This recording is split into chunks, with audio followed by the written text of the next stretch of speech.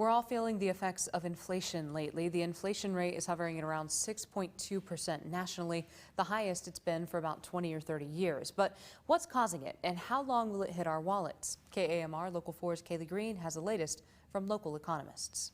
When looking at what's driven the inflation rate, Dr. Ryan Matson, an assistant professor of macroeconomics at West Texas A&M University, says it's mostly a money supply issue. In response to the pandemic and the lockdown, the Federal Reserve is pumping a lot of money into the system.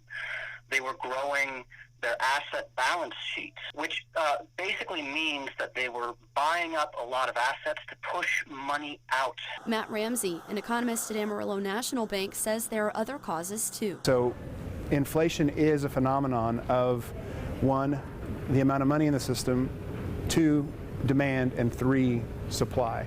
And we saw a shock to supply and a shock to demand. Dr. Matson says inflation is affecting consumers on just about all purchases, whether it's groceries, gasoline prices, or other goods. He says families will have to be smart with their finances. They'll have to expect that these price increases are probably going to stick around for a while. There's really not much else to do aside from try to budget carefully what you're going to do in the next 3 to 4 months. Ramsey says while the inflation is widespread, it's not all bad. Housing is particularly high. We're really not seeing it quite as much in oil and gas as we have in the past, but other commodity prices are higher, which is good for our economy because we are commodity producers, but it also does have a negative impact on the consumer. Dr. Matson says the Fed has slowed down the money it's putting into the system, and hopefully because of that response will return to a rate of about 2 to 4%.